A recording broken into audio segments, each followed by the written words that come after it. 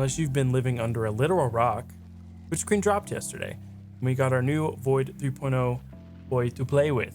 Been very excited for this. Void has been my favorite subclass, so I'm glad that they got touched first.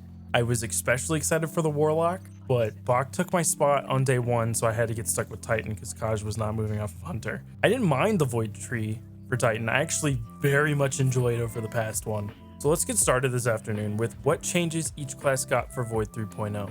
First, let's get the blanket ones out of the way.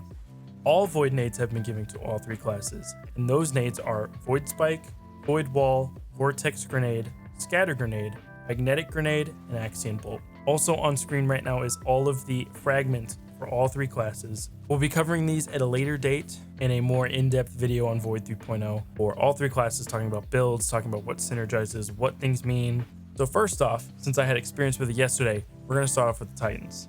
There are two changes right off the bat, and they both involve your super. Previously, you had to use shield and bubble at the same time. You got to choose both by holding Q for your bubble or just tapping Q for the shield wall. Now they are separate. They've split both of them. Bubble is an instacast now instead of a hold Q, and the shield wall has been moved to a banner wall instead of the little tiny baby wall. Your aspects for the subclass include Offensive Bulwark. It gives you faster grenade charges, increased melee range and damage while you have an overshield or your inside Ward of Dawn, and those melee final blows extend your overshield as well. You also have Controlled Demolition, which gives you the ability to make your targets become volatile by hitting them with avoidability. Causing damage to these targets while they're volatile makes them explode, giving you and your allies more health. And then there's Bastion, which makes it to where when you cast your super, it grants an overshield to all nearby allies. And when you put your barricade down, it kind of has a little void wall behind it, which gives you an overshield while standing behind it, and anything that comes through the wall, you can like one punch void punch it, just like the old defensive strike back in the day. Warlocks, we got some really juicy stuff for you. You guys were at the top of all the news because your stuff sounded busted. Your aspects include Child of the Old Gods, which gives you a void soul that flies over to an enemy you are shooting and weakens them, giving you grenade and melee energy and healing rifts and health and empowering rifts. Killing a target that's getting drained gives you a class ability energy. This is the one that everyone was freaking out about. We didn't have our void lock on our team because we definitely needed the well for some encounters. So I don't know how well this worked. I've heard some people say it was pretty good, some people say it was pretty bad. I haven't had my experience on it yet, but this one was the one I was really excited for. Chaos Accelerant is just like the old days. When you charge a grenade, it makes it do more things. So this is the list on the screen right in front of you. Each one has its own different ability. I really like having Vortex Grenade. Scatter Grenade is also really fun to have in your overcharge. It's just pretty much an all-around good pick regardless. And you also have Feed the Void, which is your good old-fashioned devour. Basically, kill things with your void abilities. It gives you health. The other change to your Warlock tree is they have changed the melee. It's called Pocket Singularity, which sends out a mini black hole forward, pushing enemies back and making them volatile. They've basically changed the melee. Instead of it being the normal like Warlock slap, it now is a ball that you kind of send out. They've kind of been doing that more often. Instead of it being a slap, it's like a cast almost. Hunters, you have a very sneaky boy set of abilities this time around. They've really leaned into the invis stuff. First off, we're going to start with the Snare Bomb. It has changed a little bit.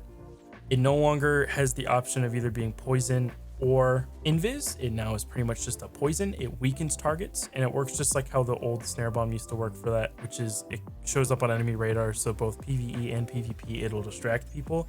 It's pretty funny to see it in PvE, and I know it's been pretty popular in PvP. A lot of people have been going invis and then throwing a bomb out, faking people out, and then kind of getting behind them. Your aspects include Stylus Executioner. Defeating a weakened, suppressed, or volatile target makes you invis and gives you true sight, and melee attacking a target while being invis under Stylus Executioner weakens them. Trapper's Ambush lets you activate Quick Fall, which kind of works like Shatter Dive, which lets you slam to the ground, dropping a large smoke bomb, making you invis, weakening any enemies in the area. It also will make allies invis as well. And Vanishing Step. Dodging makes you invisible. It's just like the old one. There's not really much difference there. They've also changed your Morbius Quiver. So beforehand, it was based off of a timer. You shot your first shot and your super bar went down, and you could just shoot until your super bar was done. They've now changed it to 2 volleys of 3 shots to kind of shoot out into a fan. I think it works a little better. Morbius Quiver was used a lot more for damage, and I think they don't want this class to be a lot about damaging and more about applying an effect onto an enemy. And yeah, that was pretty much all the changes to the Void subclass in Witch Queen. We definitely will have a video coming out a little later talking about a lot of the changes in depth, which one works for what class, exotics to pair, all that kind of stuff. Just an update from what we were talking about before Witch Queen. Now that we have our hands on it, we can actually go and test it out. And yeah, if y'all stay to the end of the video, make sure to like, comment, and subscribe, all that mess. Let me know how your first day in Witch Queen was. If you haven't had it already, let me know when you do have your first day. Mine was pretty good. We have our video out already talking about our first impressions. So let me know what your first impressions are. And we'll see y'all later. Peace.